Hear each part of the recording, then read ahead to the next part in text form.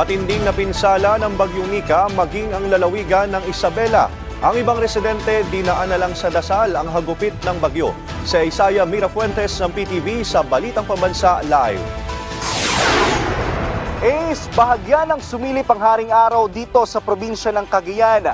Pero simula kahapon hanggang sa kaninang madaling araw ay naramdaman natin ang malalakas na ulan na epekto ng Bagyong Nika at nagiwan din ito ng pinsala sa probinsya ng Cagayan at Isabela.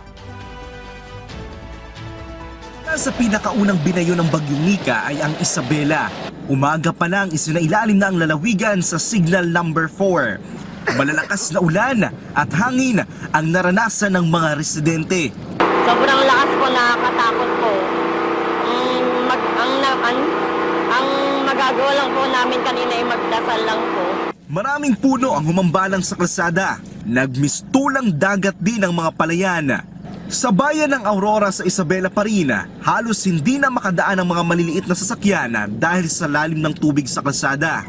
Umapaw rin ang Gucab River sa Itiague, Isabela. Dahil dito, nalubog din maging ang tulay. Mahirap din sir, lalong-lalo na pag hindi kami makakapasok sa trabaho. Saka mahirap yung mga pagkain, gano'n.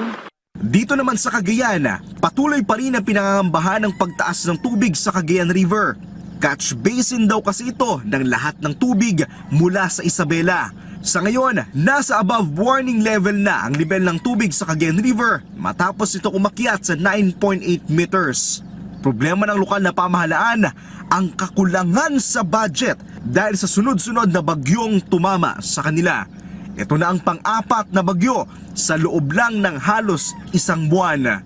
Kulang na kulang po, parang at least meron we've declared a state of calamity for us to be able to purchase the food items kasi minsan mas mahirap magbigay ng pera, mas madami tayong matutulungan pagdating sa food items.